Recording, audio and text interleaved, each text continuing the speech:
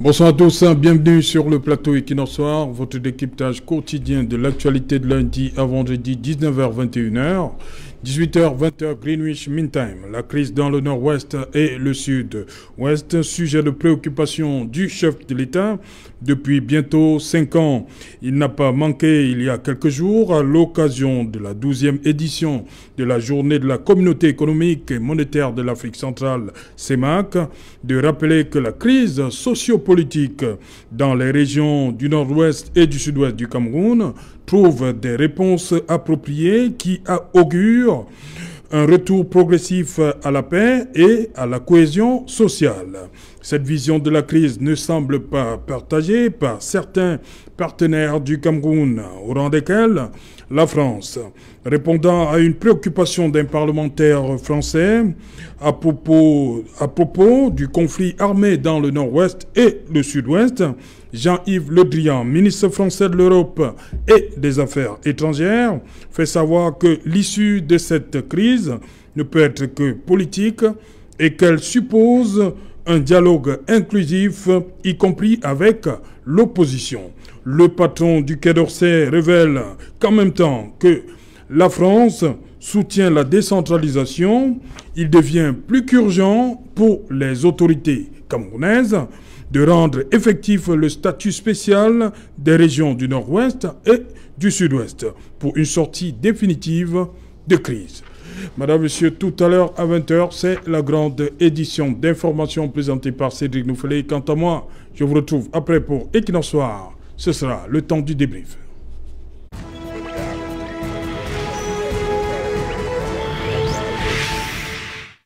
Résolution de la crise dans le nord-ouest et le sud-ouest, approche différente entre Yaoundé et Paris. Pour en parler, nous avons invité un plateau ce soir, Joël Mokage. You're welcome. Good evening to you, Serge Alain. Good evening to the tele-viewers. Good evening to other co-panelists. Special good evening to the peace-loving people of Misaje Subdivision and to Dr. Foucault Gentry. Okay. Bonsoir Eric Yombi. Bonsoir. Permettez que je dise un bonsoir à une téléspectatrice fidèle de votre émission qui se nomme Amélie Fonkwa et un bonsoir particulier à tous les Camerounais de la diaspora. Voilà, on va justement partir du côté de la diaspora où nous attend René Itamouna. Bon dimanche, bonsoir René. Bon après-midi chez vous. Hein? Bienvenue une fois de plus à Equinox Soir. Merci Serge, bonsoir à tous les panélistes et un bonsoir particulier à tous vos téléspectateurs, à votre équipe technique qui est très accueillante et réussit toujours à nous mettre en communication avec vous. Je profiterai pour dire un joyeux anniversaire à deux femmes qui me sont particulières, à ma mère qui a célébré son anniversaire lundi et à ma grande sœur Françoise. Bon anniversaire. Avec vous, il y a cette actualité. Marcel Niat Difendi reconduit au Sénat et Kavaye Yegere Dibri reconduit à l'Assemblée nationale. Il n'y a pas eu un changement, il n'y a pas eu de séisme, hein. Il n'était pas prévu des changements à ce niveau-là. Je pense que la majorité RDPC à l'Assemblée et au Sénat a choisi donc de continuer dans la sérénité avec les deux personnalités que vous venez de citer. Et bon, on leur dit toujours bonne chance et puis on espère qu'avec le renouvellement des organes de base, le reste de changements dans l'ossature du RDPC va se produire progressivement. Eric Yompi, votre réaction après ça? Vous savez, ce qui caractérise un pays comme le Cameroun, anciennement dominé par la puissance tutélaire française, c'est en réalité au moins une chose, c'est ce qu'on appelle la domination politique éternelle. C'est-à-dire, ce qui a été hérité des parents coloniaux, c'est tout simplement le fait qu'on tienne le pouvoir et qu'on le tienne pour le plus longtemps possible. Et pendant que ceux-là sont au pouvoir, ils mettent tout en œuvre, effectivement, n'est-ce pas, pour une reproduction, j'ai envie de dire génitale, une reproduction génitale. Est-ce que c'est comme ça que ça se passe en France? Nous ne parlons pas de la France, je parle... Oui, parce que vous parlez de ce qu'on a hérité. Oui, ce que on a hérité beaucoup d'eux, mais eux, ils ne font plus ça. Pourquoi nous, on continue? On copie qui, finalement? On copie ce qu'ils ont bien voulu que nous soyons. On est obligé de copier ça? On n'est pas obligé, mais lorsque vous avez un ADN qui constitue votre structuration, lorsqu'on vous a mis un logiciel, vous respectez en réalité ce que votre logiciel vous impose. C'est pour ça qu'une fois de plus, je vais extrapoler pour la réalité Cameroun, il est important que définitivement qu'il y ait une rupture entre ce qui devrait être et l'ordre existant qui est établi et qui est grandement et malheureusement défavorable à beaucoup de Camerounais. Ok. Pinjel Mukage, your reaction?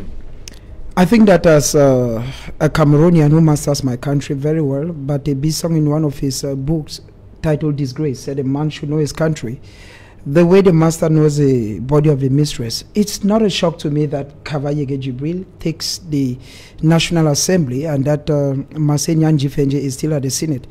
If you look at even the circumstances through which they took the last mandate, says you agree with me that these are people that came back to the country under conditions that were not too good health-wise. They weren't that healthy-wise, but we saw them at the different houses. So to me, it's no news. It's just something in the country. It's no new. At times when these things happen, I keep asking myself whether there are no people to replace them. Because if you have somebody like Kavayege Jibril, who's been at the National Assembly since 1992, a child who was in 1992 should already have had masters or be doing PhD to the research. And that child sang Kavayege Jibril like some of us. We had to sing him in the primary school as a Speaker of National Assembly. And today, if I were teaching, I need to teach my children that he is still. So I think there is a great problem with power in Cameroon. It's as if once power, people get power, they don't want to give it back. And that's where the problem is in Cameroon. Or it is as if some certain persons... Est-ce que c'est eux le problème? The problem is not them. The problem, I want to believe that it's not them. It's just that I want to say that it is something more of a kind of a circle. It's something like more of a Njangi house, whereby there are a lot of people, there are already people within the house whereby if this person leaves the union, then there is a problem. So for our union to keep growing, it is better we keep circulating amongst us. If not, the National House, or rather the National Assembly has young blood. When this idea came up, when I saw what Jean Kwete brought up yesterday, that parliamentarians of the CPDM and senators, yeah, that will be coming up, that will be meeting. Ce n'est pas nouveau, c'est pas la première. Ça s'est toujours passé ainsi. So when this one came up, Serge, what I was thinking is that at least we're expecting to see new blood. We're expecting to see young guys. There are young guys at the National Assembly. People like Ngala Jera, they are young, they are vibrant. Why not give them that position? Why keep bringing the same... Monsieur Ngala Jera lui-même veut être président de la... Mais pourquoi pas? He wants to. There is no Cameroonian who doesn't like... No, he has not told me so. But I'm thinking. Because when this idea came up yesterday, I put it on my Facebook page and other WhatsApp group. And I was like... À vous rêver de voir we are expecting Ngala Jera au perchoir. No, we just feel that new faces should come up. Give it even to this lady of PCRN. Giving it to her. Give to guys who are still young, because we cannot have a situation where the youth, and even the president, I'm sure he talked about something, giving power to the youth during his address to the youth on the 10th of February. And I was thinking that, okay. Transition générationnelle. Thank you, Serge. I was thinking that the time has come that, okay, Nyad, you have been there for long. Cavalier, you have been there for long. Let us start teaching by example. Let us bring youth. Non, le président parlait de la présence des jeunes dans les institutions. La présence. Even in pas politics. À la tête. Il n'a pas dit à la tête. But even in politics, youth should take command in politics. Because, Serge, the truth is, we are living in a country whereby everything in Cameroon is controlled by these main houses. The president is the executive. Marcel, or rather Kavayege Jibril, belongs to the legislative. And it is very difficult for the youth to have power if they cannot control the executive, that's the president, if they cannot be the main lawmakers. Because I want to believe that if you look at the votes that Massenyat had, he had all the votes, except for those who did not vote. It tells you that this thing was already prepared even before today. Voilà. Si vous permettez, juste quelques secondes. Ce qui est important pour le Cameroun, ce n'est pas le rajeunissement. Ouais, c'est-à-dire qu'on ait de nouvelles figures. Il faut une rupture. C'est-à-dire que la structuration du Cameroun, au sens politique, telle qu'elle existe, c'est ce que je disais, c'est une domination politique éternelle. Les gens sont là pour tenir le pouvoir ad vitam aeternam. Ce qu'il nous faut, c'est un autre rapport du pouvoir. C'est-à-dire que les populations doivent absolument faire concrétiser leurs aspirations par ceux qui gouvernent. C'est de ça dont il est question. Il ne s'agit pas de changer Pierre pour mettre Paul, et pourtant le constituant, le logiciel, l'ADN est le même. Il faut absolument une totale rupture. Si nous n'avons pas de totale rupture, nous allons faire venir d'autres qui vont perpétuer malheureusement le système. Vous gardez la parole, Éric Yombi. Le président a parlé dans sa sortie du 15 mars dernier de réponses appropriées qui augurent un retour progressif à la paix et à la cohésion sociale. Pour lui, voilà comment il voit la situation dans le nord-ouest et le sud-ouest. On a souvent entendu le ministre de l'administration territoriale dire que la situation est sous contrôle. Mais lorsque vous regardez ce qui se passe dans les 13 départements, je crois, nord-ouest et sud-ouest, le lundi, ça vous amène à un autre discours. Avant de répondre à votre question, ou pour répondre à votre question, je vais prendre quelques exemples et je vais faire quelques illustrations. Oui. Sur la route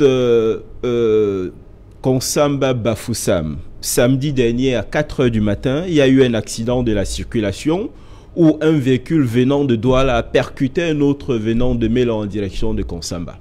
Et qui conduisait ce petit véhicule, ce taxi, c'était un frère anglophone, parce qu'il était obligé de partir de Mélan à 4 h du matin pour aller faire la queue en Konsamba pour qu'il soit le premier taximan à faire la ligne entre Konsamba et Mélan.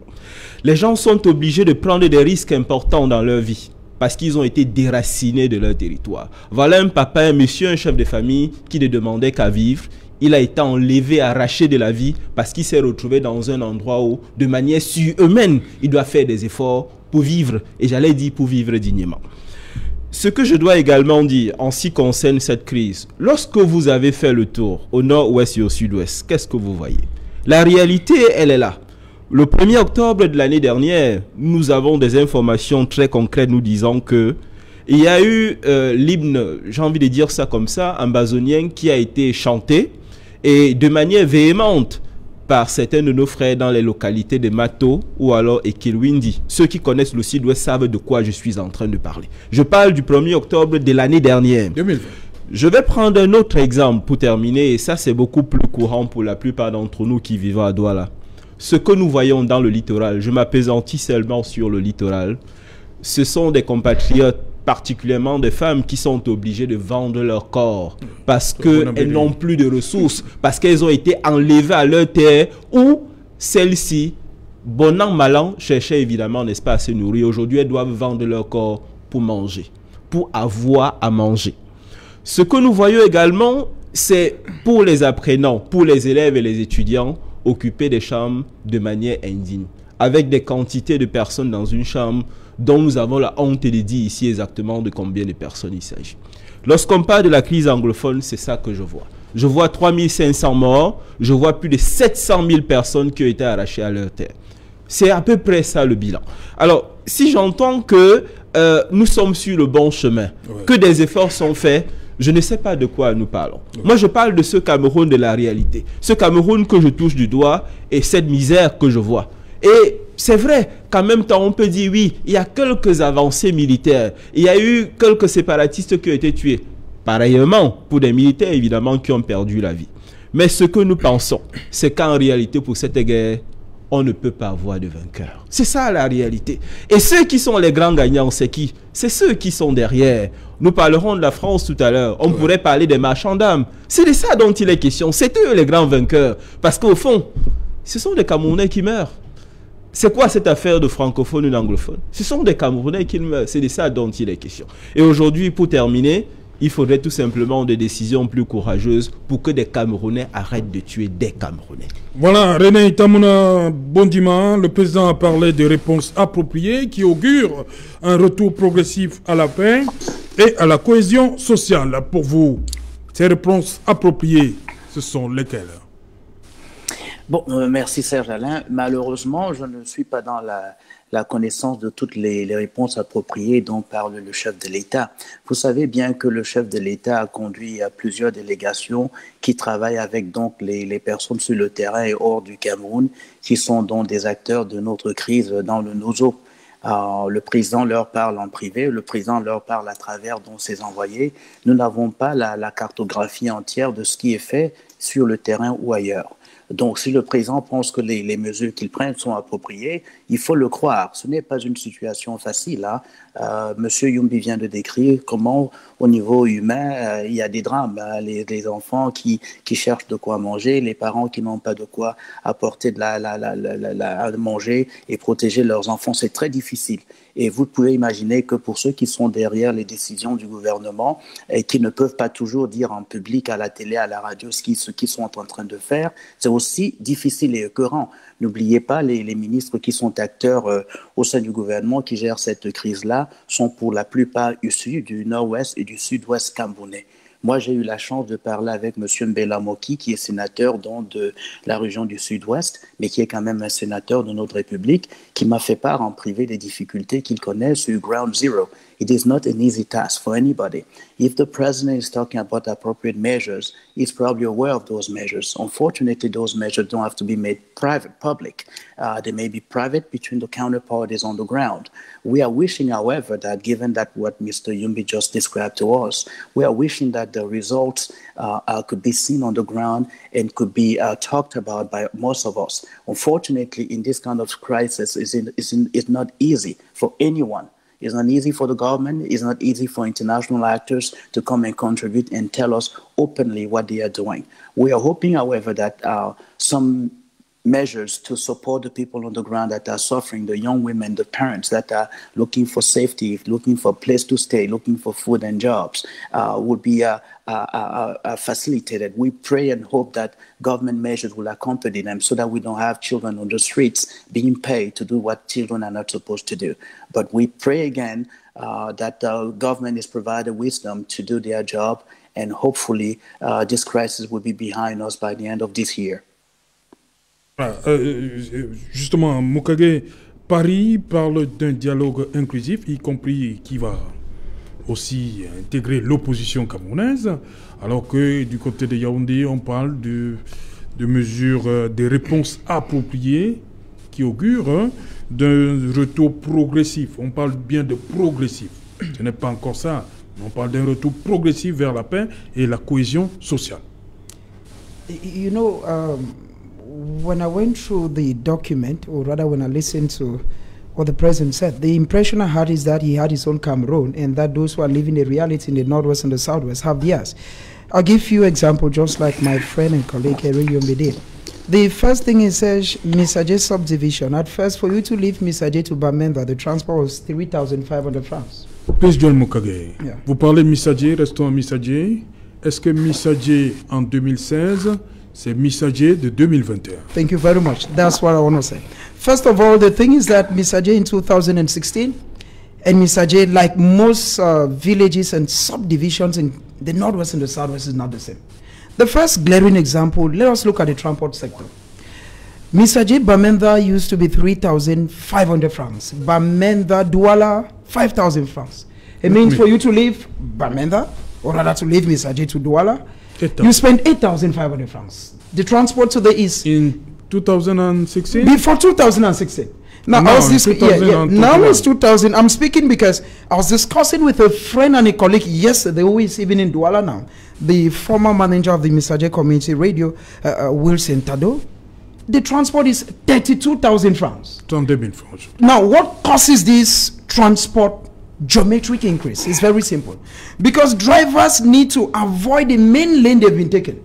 Why? Because at certain areas around Kumbu, they have to pay double fare. It's the truth. If the government, because at times when we say these things, it's not as if people are not unpatriotic. It's because drivers now need to take very funny shortcuts in order to avoid double checks. The police will check you, you pay. And those guys who have carried up arms, they check you and you pay. So the fare is bound to increase. Now, if the president says that the war has changed, then we're expecting that the transport should come back to normalcy. That's the first aspect. Il dit un retour progressif vers there is no progress. There's nothing such. The reality what about life? Est-ce qu'aujourd'hui, l'activité humaine a véritablement repris to an extent, we should be able to say that, Serge, from 2016 to 2018, the way the crisis was, it was really that hard. But from 2018 to now, the steam, it's true, it's reducing. It's reducing because a majority of Anglophones, those who felt that they were looking at people like Eric Tato, Chris Anu, and the others, who were looking at them as actually saviors. Today they feel that these people are actually into a venture to make money. So some people, it's just like you say, this is a person who is going to save me.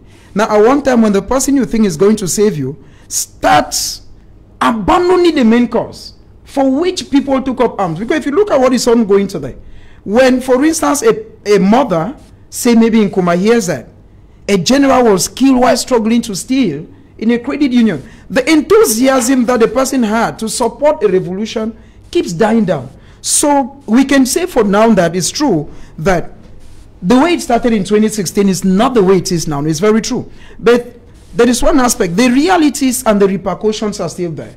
If you go, for instance, in Bonaberi, like just somebody said here, you will see parents, if you see the conditions, I start asking myself whether some of the ministers who tell the president, or even the president who says that life is getting to normalcy, I ask myself where? Go to mile 16, a whole village has left. Part of it is in Bonaberi. The few that could not get accommodation in Bonaberi is in Susa. Those realities are there. If you go to mile 16, from CBC, from the field, right up to mile 17, you see how deserted the street is. You see how the road, the houses are along the road. All is covered up with grass. Those are the realities. If you go down there, you will see it. I went to Bali. Those realities are there. Go to town, in Bamenda town itself. In the main town, in Mankon, around Bamboo, you're going to discover that when you take just, say, 20 steps, you meet a police checkpost. These things do not used to be there.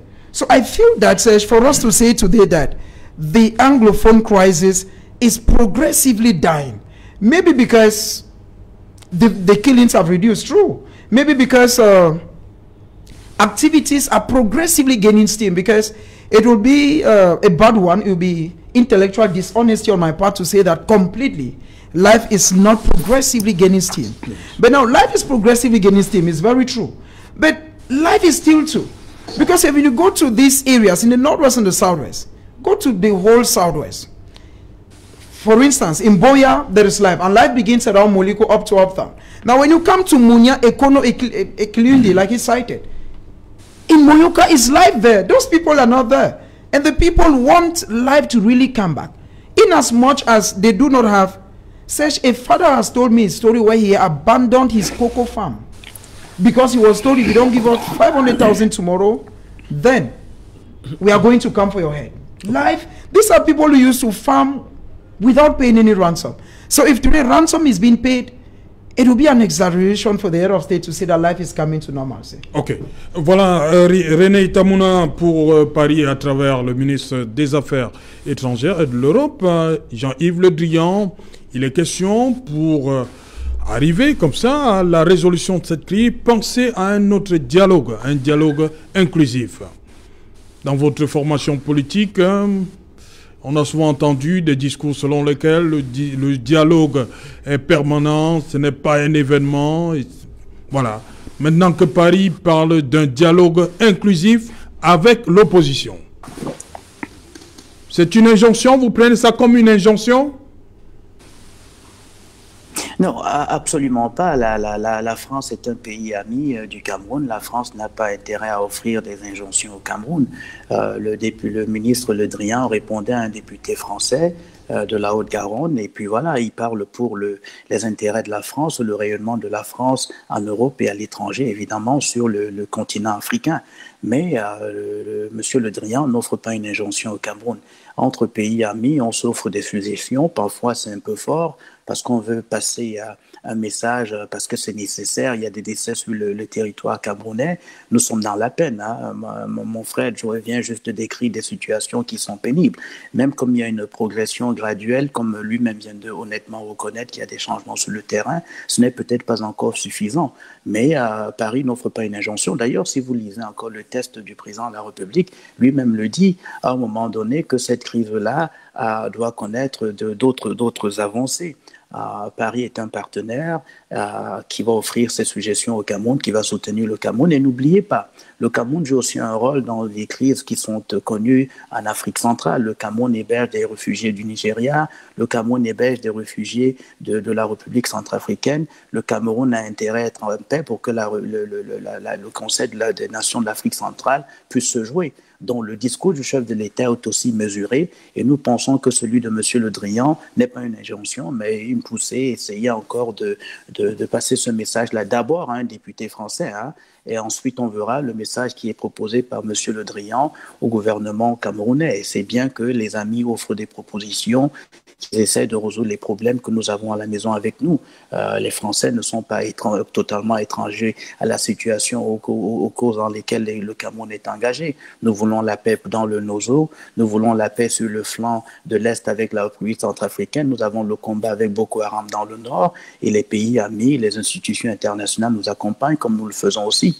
Et donc voilà, c'est une tape amicale, ce n'est pas une injonction, je pense. De toute façon, c'est comme ça que je le vois, mais il faut que les autorités camerounaises qui veillent dans le rayonnement du Cameroun veillent aussi à ce que les Camerounais de la région du Nozo soient pris en charge.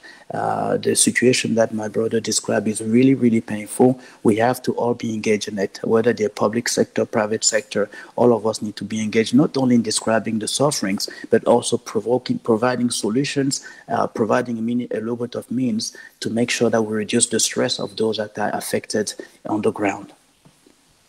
Kombi, le dialogue pour Paris, un dialogue inclusif avec l'opposition. Vous connaissez le discours qui est souvent opposé lorsqu'on parle de dialogue inclusif au Cameroun.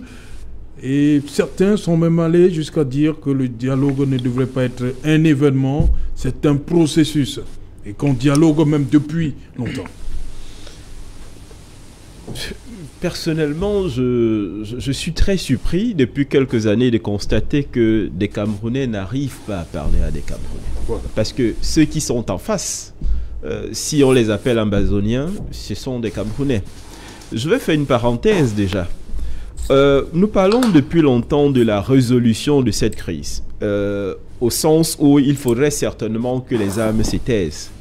Mais il y a un aspect méconnu, ou alors mal connu ou inconnu, qu'on ne regarde pas. Toutes ces personnes qui ont une réelle appartenance, qui ont de la sympathie pour cet État qu'on appelle l'Ambazonie, comment est-ce qu'on règle leurs problèmes par la suite? Il faut que les Camerounais comprennent ce qui se passe. Lorsque vous allez au nord-ouest et au sud-ouest, pour ceux qui sont allés pour travailler, faire des investigations et consorts, il faut qu'ils comprennent que beaucoup de ceux qui sont là-bas ont de la sympathie pour ce mouvement sans être des ambazoniens. Et c'est la raison pour laquelle beaucoup d'entre eux chantent de manière très vaillante l'hymne ambazonien. Il faut que les gens comprennent ce qui s'y passe. C'est-à-dire que pendant que nous voulons déjà que cette guerre s'arrête, il y a des personnes qui sont déjà dans une posture où ils ont adhéré sans vouloir forcément être dans un état ambazonien ou sans être des ambazoniens. Alors, ce genre de problème, de situation, ça se règle comment? Or, on n'a pas déjà terminé avec les armes. Maintenant, ce que je voudrais dire concernant les positions de Yaoundé en ce qui concerne ce problème. Le Cameroun, de mon point de vue, devrait négocier. Les Camerounais devraient parler à des Camerounais. Ça peut être sous le parapluie des Nations Unies, sous le parapluie de l'Union africaine, peut-être sur les terres du Vatican. Mais absolument, il faudrait que des Camerounais parlent des Camerounais. Et si possible, il s'agirait de négociations menées de main de maître par des Camerounais. Lorsqu'on parle de la France, il faut qu'on se souvienne bien de qui il s'agit. Nous parlons aujourd'hui de la France. Demain, ça pourrait être les États-Unis. Il faut qu'on sache de quoi on parle. On est en train de parler d'un pays qui a énormément d'intérêts au Cameroun. Un pays qui a construit ses intérêts dans le nôtre depuis longtemps.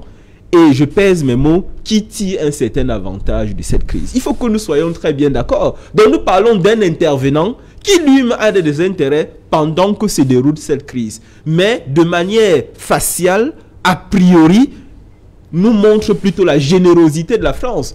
Ce qui, évidemment, c'est comme ça que ça fonctionne dans les relations internationales. Mais une fois de plus, c'est de nous interpeller, nous Camerounais, pour que nous soyons à l'œuvre, à la manœuvre, de telle sorte qu'ensemble, nous trouvions des solutions à ce problème qui a déjà duré longtemps.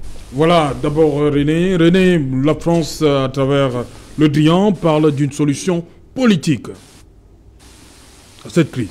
Oui, oui, absolument. Nous sommes comme disait Éric Camerounais, parle à d'autres Camerounais, absolument. Oui, et je pense, Serge, tout comme M. Yombi disait tout à l'heure, nous sommes arrivés, au moins pour nous qui sommes hors nous ne sommes pas les acteurs de la crise, nous sommes arrivés à un point où on ne peut pas rejeter les propositions. Que les Camerounais se parlent, c'est absolument nécessaire. Que je parle à mon voisin du nord-ouest, du sud-ouest, c'est absolument nécessaire si ça nous permettra de sortir de cette crise-là. S'il faut un dialogue politique, il faut avoir un dialogue politique. Il n'est pas interdit que des Camerounais de l'Est et de l'Ouest se parlent, anglophones, francophones se parlent, ambazoniens ou ailleurs ou autres se parlent. Nous voulons la paix dans notre pays, nous voulons que les femmes et les enfants qui ont quitté le Nozo, qui sont en difficulté dans le Nozo, qui sont hors du Cameroun maintenant, ou bien même dans la communauté des Camerounais des États-Unis ici, nous avons beaucoup de peine aujourd'hui à reconnaître nos frères et sœurs qui aujourd'hui pensent que nous, par exemple, francophones, ne comprenons pas suffisamment la douleur dans laquelle ils sont et les souffrances qu'ils endurent avec leur famille. Oui, il faut se parler. S'il faut parler entre nous Camerounais et résoudre la crise entre nous Camerounais, pourquoi pas? S'il faut un dialogue politique pour le faire, s'il faut des solutions politiques qui nous sortiraient de là, pourquoi pas? Ça, je le dis à titre personnel, je ne parle pas au nom du gouvernement, ni officiellement au nom du parti quand je le dis. Je suis pour que oui, que tout le monde se parle, que si c'est une solution politique, tant mieux. Pourquoi pas? Une solution politique, ça veut dire que des acteurs politiques se mettent ensemble et voilà, ils trouvent des points d'achoppement communs, rédigent un papier, se disent voilà, on arrête là et on continue. Et on continue de bâtir notre pays. Voilà. Pinjel Mokage, le grand dialogue national a eu lieu en 2019. On connaît une des recommandations, c'était ce statut spécial pour les régions nord-ouest et sud-ouest. Et voilà que ça ressort dans cette correspondance du ministre français aux députés. Il faut dire que la correspondance est destinée à un député français demande de mettre en application ce statut spécial. Qu'est-ce qui traîne plus d'un an après la fin du grand dialogue national de 2019? Yeah, I feel that if the international community is coming into the mind Cameroon, what Cameroon already knows is first of all a problem. We had a United Nations Security Council that had spoken on this, call on the government for an inclusive dialogue. We have in Human Rights Watch, we have the US Senate, we even have parliamentarians, where some other parliamentarians wrote back that no Cameroon. Alors, c'est la France qui demande. Yes, now this is still France. So un dialogue inclusif. First, the issue is simple, Serge. The issue is that the problem that is ongoing in the Northwest and the Southwest today is a political problem.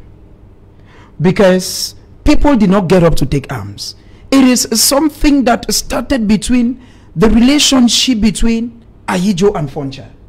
It is the union between Ayijo and Foncha in Fumban. Why individuals? Correct. Non, ne mettons pas les individus. No, I'm talking because they were representing two different organs. Voilà. They were representing organs. Why Foncha came for Southern Cameroons, Ayijo came in for French Cameroon. Right. And the British, La République du Cameroon. And even the British were there. That is why we even had a tripartite conference. Now, a problem that is simply political, why do you bring cosmetic solutions to it? That is why you see the French today are coming up, because everything they have said is just a way out of the crisis. If the government accepts to dialogue with those who matter, who are those who matter? It's simple. When people, we have seen the stance of Sisiko Julius Ayutabe in all his interviews. I saw one recently with Jeune Afrique. Even the one he has done with newspapers like The Post. He is steadfast. It means that even his prison conditions does not derail him. It tells you that there is something stronger than what some people go to Bamenda, stay at Ayaba, come back to Yaoundé and say people have dropped arms. No, that's where the issue is. Now, when these guys have a political problem... Donc, vous voulez dire que le CNDDR, c'est de la fiction? Says the truth is... Les Camerounais ne déposent pas des armes? Cameroonians, I cannot authoritatively say that Cameroonians do not, but voilà, donc, I cannot. But the issue is, on les a vus manifester à Bouya. Sure, we've always questioned the authenticity of those who drop arms. Pourquoi vous doutez? No, the issue is because many a time we've gone into these war areas. The real guys who take up arms, given that we've seen people who come up today to say, okay, to have dropped arms. We saw a case in Womb. A guy comes up and tells in front of the governor, Lele Adolf Afrique, that, okay, I've dropped my arms. I had killed military people as well as. And the next day, it is his head that is found at the end of the middle of the road. He already tells you that somebody too had the same intention. That is a fate that awaits him. I'm not saying people should not come out, no. But I'm saying that the authenticity. Because people should not only drop arms each time a minister goes down to the field. Each time one particular minister goes to Bamenda, or goes to Kumba, or goes to Boya, people drop arms. Can these people not drop arms before he goes there? That's the issue. So I feel that the French is calling for a dialogue, which, like Eri Yumbi put it, we should look at each other in the face. The problem, we know the problem. The president, the head of state, is not ignorant. Now, talking about the special status says, the special status is a very beautiful basket, decorated, but with an empty content.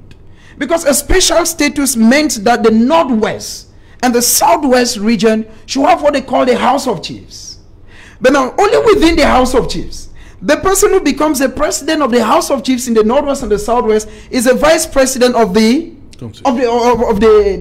executive bureau. Right. Now you see how complicated it means that, because he has a president, he's vice president. He now leads a vice president to come and chair the chiefs. It is still political. Now, within even still that council, there is a secretary general appointed by the head of state.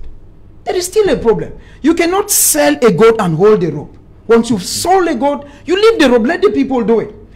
They're still talking about, because the whole thing. Donc l'État doit disparaître complètement? No. A special status, what used to happen? On parle du représentant de l'État. Serge, oui. If you give people power, it means that those who left Enam like Dios, like SDOs, disappear for the ball game. Let the people take their decision. Let the people rule what cares their day-to-day activities. Because if you look at what is ongoing, look at all through is in the special status. Even what they call decentralization, there is always this repetition of the fact that under the supervision of the administrative authority, which means that even at the level of the House of Chiefs, and if you even look at the responsibility of these people who are supposed to be members of the House of Chiefs, they say they are supposed to take care of monuments. Is that the job? There is no tangible, there is nothing really good that you can say, okay, this is what has been assigned to the members of the House of Chiefs. Go to what used to exist in Southern Cameroon's House of Chiefs in the 1957. It was very vibrant. If you ask people like Ngwa for the Muketes, they'll tell you, it is not this thing that we just get up and we feel that, okay, since people have been quarreling, we want to quench the noise a bit, let us. This is French, which after the major national dialogue, we saw the president in France, and he said in front of Mo Ibrahim that I have come to give the president of France what we discussed during the national debate, during the major debate. He did not call it a dialogue. So if he went to tell France, Emmanuel Macron, and the same France is telling me that the major he used has failed, it's very glaring that we should go back to the handwriting and concentrate. Because if the crisis, if truly the dialogue succeeded, the killings in Mautu came after the major national dialogue. The killings in St. Mother Francisca College in Kumba came after the major national dialogue. Okay. The ghost towns are still there every Monday. If you listen to some top officials will tell you on Mondays I don't go to office. So those are the realities. The major national dialogue had as objective to quench and solve the Anglophone problem. But if we are close to 2 years or 2 years after the major national dialogue and we still have ghost towns, people are still being killed, Mr. President, the major national dialogue did not hold. Voilà justement, Eric Yombi, beaucoup de choses. Le sang a continué de couler après ce grand dialogue national. Il a évoqué le cas de Kumba, qui est encore frais dans les mémoires, les élèves qui ont été sauvagement assassinés. Et il y a surtout cet élément, tous les lundis où la ville s'arrête. Comment comprendre? Ça veut dire que quelque part, les donneurs d'ordre ont toujours leur mot à dire. Vous savez, j'ai eu la chance d'être allé au sud-ouest pour travailler sur cette question. Ce que je comprends et ce que j'ai compris, c'est que l'un des problèmes concernant cette épineuse question, c'est la question culturelle. Pour être plus précis, c'est ce qu'on peut appeler le non-respect du particularisme anglophone. Vous voyez, lorsque vous arrivez à Limbé, notamment venant de Douala, sur le plan de l'urbanisme et de l'habitat, vous sentez déjà une rupture. Mes frères anglophones ont l'habitude de dire, lorsque nous construisons nos maisons, nous savons que nous devons laisser 3 mètres avant la limite. L'autre aussi, avant de construire la sienne, il laisse 3 mètres avant. Lorsqu'un monsieur comme celui-là se retrouve à Douala, où on construit les maisons sur les autres, c'est compliqué pour lui. Autre exemple qui semble banal, j'ai un tonton qui m'a dit, est-ce que tu sais que lorsque il y a quelques décennies en arrière, lorsque je voulais avoir une idée des recettes et des dépenses de la mairie, j'allais tout simplement à la mairie, je regardais le tableau et je voyais ce que la mairie a dépensé et je voyais les recettes. Tout était transparent. Et du coup, on demande à ces personnes qui ont cette culture de la transparence d'être dans un système, dans un moule qui n'est pas le sien, où ils ne se reconnaissent pas. La vérité, c'est que la difficulté, c'est que ça ne prend pas. La mayonnaise a du mal à prendre. Et c'est l'une des raisons pour lesquelles il faut s'asseoir et parler simplement et terre à terre. Qu'est-ce qui n'a pas marché? Qu'est-ce qu'on fait pour que les choses soient autrement? Et personnellement, je reviens là-dessus, je ne pense pas qu'il sera d'un grand apport de compter grandement sur la France pour résoudre ce problème. Les Camerounais doivent s'asseoir, se regarder les yeux dans les yeux et trouver des solutions, quitte à avoir l'apport des partenaires étrangers. Voilà, rapidement, René Itamouna, avant le journal. Vous avez suivi Prince Joel Mokage tout à l'heure, je vous ai vu réagir. Vous voulez à tout prix dire quelque chose à la suite de René et de Joel et Eric. Ben, écoute, déjà, je rejoins M. Yumbi dans son dernier point de vue. Il faut que nous nous prenions la main. Il ne faut pas que nous pensions que c'est seulement le gouvernement qui doit le faire. Il faut déjà prendre la main de ceux qui sont dans nos cités, qui sont dans nos entreprises, qui sont dans les rues, chacun à son niveau. Il faut déjà le faire. Et puis, pour mon frère Mukwege, it is still painful, but let's not mix things that are separate.